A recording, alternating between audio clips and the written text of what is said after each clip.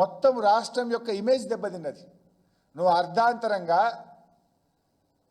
ఒప్పందం రద్దు చేసుకోవడం వల్ల కొత్తగా ఇంకెవరన్నా ఒక రెప్యూటెడ్ కంపెనీ ఈ రాష్ట్ర ప్రభుత్వంతో ఒప్పందం చేసుకుంటుందా? రాష్ట్రానికి పెట్టుబడులు వస్తాయా?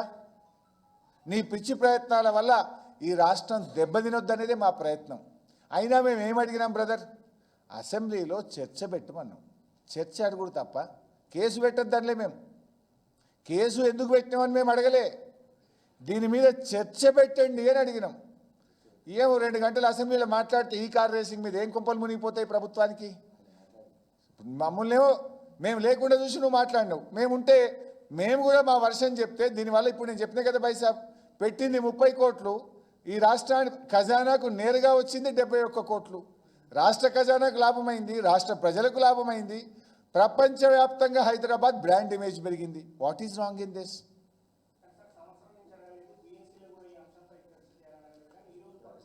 సి బైసాబ్, మంచి ప్రశ్న. నువ్వు అరెస్ట్ చేస్తావని మాకు కలబడుతుందా? నువ్వు కేసు పెడతావని మాకు కలబడుతుందా? నువ్వు దీని మీద విచారణ జరిపిస్తా అని కేసు పెట్టా అని బీఆర్ఎస్ పార్టీకి ఏం కలబడదు కదా. మేము బీఏసీ మీటింగు పోయినాడు ఈ అంశం లేదు కదా చర్చ. అయినా నువ్వు గవర్నమెంట్ వచ్చినాడే పెట్టేది ఉండే. ఆ సంస్థ ప్రతినిధులు నేను కలిసిండు కదా, ఆ రోజు ఎందుకు కేసు పెట్టలే? ఏడాది తర్వాత ఎందుకు కేసు పెడుతున్నావు? అంటే ఈ ఏడాది కాలంలో నీ ప్రభుత్వం ఫెయిల్ అయింది. నీ ఫెయిల్యూర్స్ను అడుగడుగున కేటీఆర్ బీఆర్ఎస్ పార్టీ ప్రశ్నిస్తుంది కనుక నువ్వు ఇలా కేసు పెట్టినావు. మరి కేసు పెట్టినప్పుడు మేము చర్చించడం మేము అడిగాం. తప్పేముంది పైసా? బీఏసీ మీటింగ్ జరిగినాడు నువ్వు కేసు పెట్టలే కదా. బీఏసీ మీటింగ్ పెట్టిన అంశం లేదు కదా.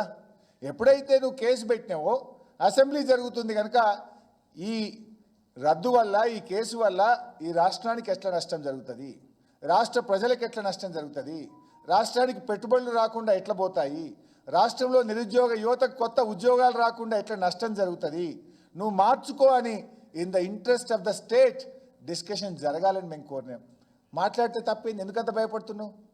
మేము స్పీకర్ గారి దగ్గర పోతే ఏమన్నాడు? ప్రభుత్వంతో మాట్లాడి చెప్తా అన్నాడు. ప్రభుత్వం ముఖ్యమంత్రి ఏమంటుండు సభలు అయ్యాలా? స్పీకర్ గారు మీ ఇష్టం అంటాడు. వారేమో వీరి పేరు చెప్తారు, వీరేమో వారి పేరు చెప్తారు. కానీ చర్చనైతే పెట్టారు. చర్చ పెడితే ఏం భయం భయ్? చర్చ పెడితే మీ డొల్లతనం బయటపడుతుంది, మీ అబద్ధం కేసులు బయటపడతాయి, ప్రజలకు నిజాలు అర్థమవుతాయి. ప్రజలకు అన్నీ అర్థమవుతాయి కనుకనే, సభ ద్వారా రాష్ట్ర ప్రజలకు, దేశ ప్రజలకు అర్థమవుతాయి కనుకనే నువ్వు చర్చ జరగద్దు అనుకుంటున్నావు. చర్చకు ఎందుకు భయపడుతున్నావు? నిజాయితీ ఉంటే, నీకు దమ్ము ఉంటే చెప్పు. నువ్వే కదా కేసు పెట్టింది. చర్చకు అలో చేయి, మాట్లాడదాం. ఎంతసేపు అన్నా మాట్లాడదామంటావు కదా. ఎన్ని రోజులన్నా అసెంబ్లీ పెడతా అంటున్నావు కదా. ప్రధాన ప్రతిపక్షం 28 మంది ఎమ్మెల్యేలు స్పీకర్ గారి దగ్గరికి పోయి లెటర్ ఇచ్చినాం, దీని మీద చర్చ జరపండి అని.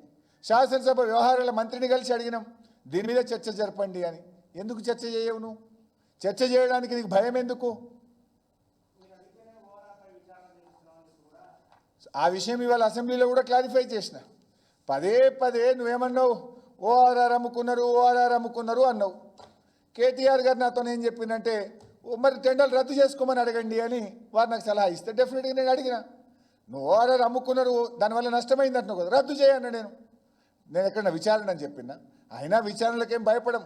మా పాలన అంతా పారదర్శకంగా జరిగింది కనుక, క్యాబినెట్ నిర్ణయం తీసుకుంది కనుక దేనికి కూడా మేము భయపడేది లేదు. న్యాయం మీద మాకు పూర్తి నమ్మకం ఉంది.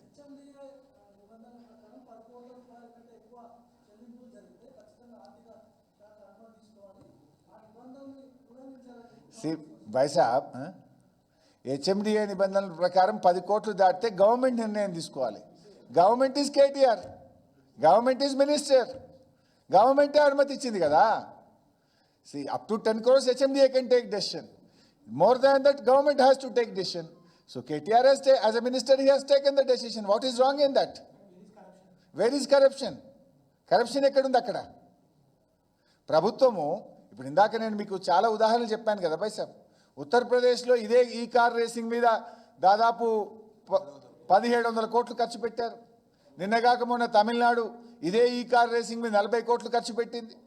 మహారాష్ట్ర ముఖ్యమంత్రి షిండే గారు, అరే భయ్ మా ముంబైకి రండి 4 ఏళ్ళు హైదరాబాద్లో ఉంటారని వీళ్ళని బతిలాయండి కదా. ఎందుకు? బాంబే ఇమేజ్ పెరగాలి, మహారాష్ట్ర ఇమేజ్ పెరగాలి, మహారాష్ట్ర జిఎస్డిపి పెరగాలి, మహారాష్ట్ర ప్రభుత్వ ఆదాయం పెరగాలనే ఆనాటి మహారాష్ట్ర ముఖ్యమంత్రి పోటీ పడ్డాడు కదా. ఇది మంచి పని కనుక మహారాష్ట్ర పోటీ పడ్డది మనతోని, ఇది మంచి పని కనుక మద్రాసు రాష్ట్రం వాళ్ళ రాష్ట్రంలో చేస్తున్నది. ఇలా తప్పు ఎక్కడున్నది? కేటీఆర్ అకౌంట్లోకి ఇటు ₹1 వచ్చిందా బైసాబ్? ₹1 ఏదైనా కేటీఆర్ అకౌంట్లోకి వస్తే వస్తు రూపంలో ధన రూపంలో ఏదైనా వచ్చి ఉంటే అక్కడ corruption. There is no question of corruption. Thank you.